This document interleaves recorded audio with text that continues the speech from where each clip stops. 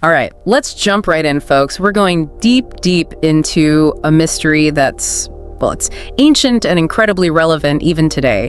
The search for the Ark of the Covenant. And not in some hidden temple from an Indiana Jones movie, but potentially in the heart of Ethiopia. We're basing this whole deep dive on a YouTube documentary from the Timeline channel called The Quest to Find the Ark of the Covenant in Ethiopia.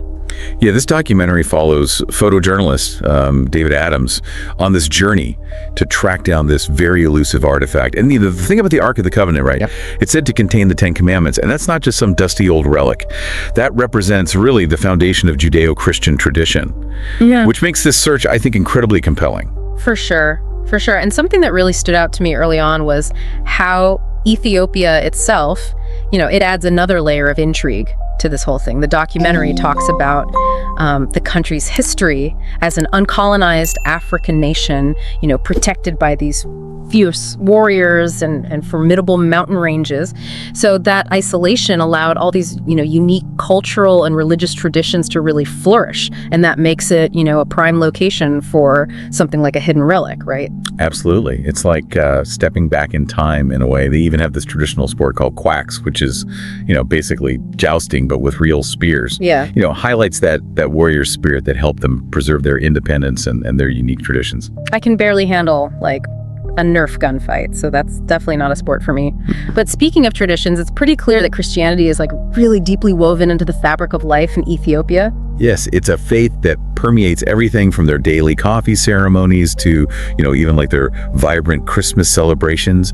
And this deep-rooted Christianity is it's central to this whole Ark narrative. So we've got this pilgrimage through the Ethiopian highlands, which is, it's not only a physical journey, but also a spiritual one. It makes you wonder, what was David Adams hoping to find along the way? Well, the documentary takes us on this 200-mile trek with Adams, mirroring the journeys countless faithful have taken over, centuries seeking this spiritual connection. And he faces, grueling terrain, acts of just incredible hilarity in a country that's facing a lot of poverty, encounters with both death and celebration. Yeah. And, he witnesses that breathtaking beauty of the Blue Nile. It's a true test of endurance and a testament to the power of faith, right? And then there's navigating, the cultural differences, like a 13-month calendar, strict religious practices. It's like a crash course in Ethiopian culture. But let's get to the heart of this mystery, right? The Ethiopian belief that the Ark was brought to the country by Menelik. Right, and this is where the story takes this really fascinating turn. Menelik Akos, believed to be the son of King Solomon and the Queen of Sheba, he's a central figure in Ethiopian history and definitely in the Ark narrative. But, if you thought finding the Ark was a long shot, try wrapping your head around this. Hundreds of churches in Ethiopia claim to possess it. Hundreds. Are you serious? Do you think it's possible that they all genuinely believe they have the real Ark? That's a question that really challenges, I think, our understanding of the Ark, right? It forces us to consider it as both a literal object and a powerful metaphor. Yeah. It's almost as if, the Ark's power, it isn't limited to just the single object, but represents spiritual truth, present in every community. It's like this fascinating kind of inversion of that traditional, relic hunt narrative. I see your point, but I'm still struggling with this idea of multiple arcs. I don't know. It just seems like that kind of dilutes the concept of its unique power, Yeah, that's a valid concern. Let's look at one specific example from the documentary. Adams visits a church in the Ethiopian town of Bethlehem where the priest claims that their church holds the Ark. But here's the catch. The priest believes that each church actually has its own Ark given by God. So each church has a piece of the divine. That's a fascinating concept. It is. And this complexity is only heightened by the strict rules surrounding the Ark. No one's allowed to see it, not even the priest after, performing certain actions. And this secrecy, it just shrouds the Ark in even more mystery. Okay. You're just making me even more curious about what Adams encountered on the rest of this journey. He traveled to a remote island monastery, right? Tell me more about that. Yes, he ventured to Tana Kirkos, which is located on Lake Tana. And to get there, he had to travel by papyrus canoe, which is a boat design that's been used for thousands of years. Mm-hmm. It's like stepping back in time. Wow, that's some serious dedication to getting the story. So what was it like on this island? Well, Adams found a place of isolated beauty, inhabited by these watchful monks. And, there's this ancient sacrificial altar there hinting at a history that's just steeped in mystery. But when it comes to the Ark, the monks offer cryptic answers. They believe it's on the island, protected by divine power, but they refuse to reveal its location. Classic. It makes you wonder, are they genuinely protecting a holy relic, or are they just masterfully perpetuating the mystery? And if they are protecting it, why all the secrecy? What do you think? It's hard to say for certain, But what are your initial thoughts on that? Honestly, I'm leaning toward a healthy dose of both at this point. It seems like the Ark's power, whether it's physically present or not, is just undeniable. That's a great observation. And that brings us to the culmination of Adam's pilgrimage, Timkat, the Ethiopian Epiphany celebration. It's an incredible spectacle of religious fervor. I've heard a little about Timkat. What role does the Ark play in this celebration? Well, during Timkat, you see countless tablets, each believed to contain the 10 Commandments and to possess the power of the Ark, are paraded through the streets. Wait, so now we've got tablets with the power of the Ark. It seems like we're going even deeper into this fascinating blend of tangible objects and symbolic beliefs. It makes you wonder, are these tablets genuine artifacts, or are they like potent symbols representing the covenant between God and humanity? Yeah, it's a question that really gets to the heart of what the Ark represents for the Ethiopian people. And it highlights that complex relationship between, faith, tradition, and the power of belief. But before we get too far ahead of ourselves, let's pause here for now. We're back, and I'm still trying to wrap my head around this idea of tablets containing the power of the Ark. It's like the sacred power is somehow multiplied and spread throughout the community, It's a beautiful concept, isn't it? It really speaks to the way Ethiopians view their faith. But let's go back to David Adams and his quest for a sec. After experiencing this incredible journey through the Ethiopian highlands, witnessing, all this deep faith surrounding the Ark, did he actually find it? Right. That's the question we started with. What did Adams conclude after all that? Well, you got to remember that Adams is approaching this whole thing from the perspective of a photojournalist. Yeah. He's looking for evidence, something tangible.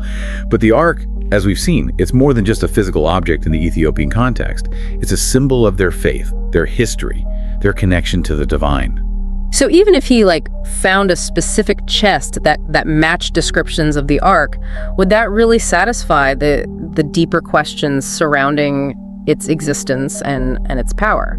Exactly. And the documentary, it doesn't really offer a clear-cut answer. In fact, the ambiguity seems to kind of deepen as Adams encounters more and more claims, each one steeped in this deep faith and tradition, but lacking that concrete physical proof that he might have been seeking. I can see how that would be pretty frustrating from his perspective, but for me, it's actually making the whole story even more intriguing. We're being asked to reconsider what it means to find something, especially when it comes to matters of faith. That's a really insightful observation, and it ties back to what we were discussing earlier about the tablets. If the power of the Ark is believed to reside in these tablets, and potentially in every church's representation of it, does pinpointing one specific physical Ark, does that diminish that widespread belief? That's a great point.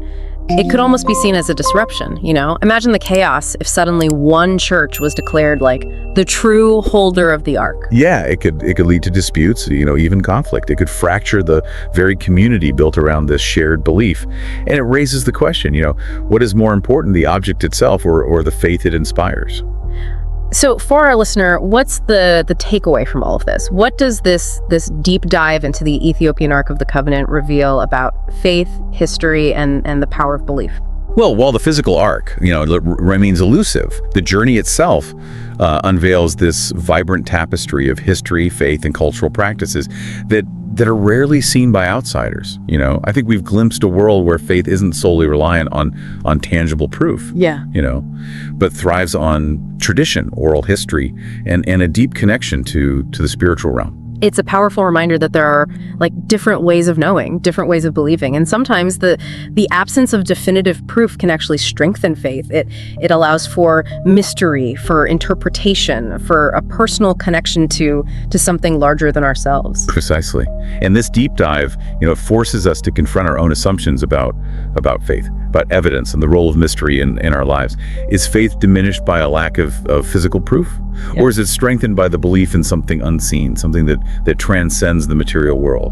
I have to admit, this whole conversation has really shifted my perspective. I went into this thinking about, Indiana Jones and hidden temples, but now I'm more fascinated by the Ethiopian people, their traditions, their unwavering faith. That's the real discovery here. And that brings us to our final thought-provoking question for our listener. Yeah. If the Ark were to be discovered, would its physical presence actually strengthen faith? Or would it, in a strange way, diminish its power? What are your thoughts on that? I'm going to have to sit with that one for a while. It's such a complex question. But one thing's for sure. This whole deep dive has left me with a newfound appreciation for the power of mystery and the beauty of faith that isn't bound by, physical evidence. It's funny, as we've been discussing, the Ethiopian Ark and this idea of multiple arcs, it's made me think about other historical mysteries and religious relics. You know what I mean? Oh, yeah, for sure. The world is full of these enduring mysteries that just capture our imaginations. Right, exactly. Like, what if we suddenly discovered the Holy Grail or the lost city of Atlantis? Would those discoveries reinforce, people's beliefs, or would they somehow, strip away the mystique and the wonder that surrounds them? That's a fantastic question, and it really gets to the heart of how we relate to the unknown, right? There's a certain allure to the possibility that something extraordinary could exist just beyond our grasp. It's like the thrill of the hunt. The journey of discovery itself can be just as meaningful as the destination. Exactly. The act of seeking, of questioning, it can be incredibly enriching. And sometimes not having all the answers can be more powerful than having them all neatly laid out for you. I don't know, I was going to think of that saying, the journey is the destination. The pursuit of knowledge, the exploration of different cultures and beliefs, that's where the real growth happens. I couldn't agree more. It allows for that individual interpretation, for that personal connection to something larger than ourselves. It reminds me of that quote by the writer Anatole France. He said, "Doubt is not a pleasant condition, but certainty is absurd." In a way, this whole search for the Ark, it highlights the beauty of doubt, of questioning, of engaging with the world with an open mind and heart. Yeah, beautifully put. And in the context of faith, that openness to mystery and wonder, that can be a powerful source of strength and inspiration. So as we wrap up our deep dive into the Ethiopian Ark of the Covenant, I think the biggest takeaway for me is that the search for truth, whether it's historical or spiritual, it's an ongoing process. It's about embracing the journey, the questions, and the possibility that the answers might be more complex and nuanced than we initially thought. This deep dive has really challenged, my assumptions about faith and history, right. and it's left me with this profound sense of awe for the Ethiopian people and their enduring connection to the sacred. It reminds us that even in our data-driven world, there's still room for mystery, for faith, and for the enduring power of belief. These stories, these mysteries, they invite us to keep searching, keep questioning, keep exploring. Absolutely. And thank you for joining us on this incredible journey, into the heart of Ethiopia. We hope this deep dive has, sparked your curiosity and left you with more questions than answers. After all, that's what keeps us coming back for more, right? Until next time, keep diving deep.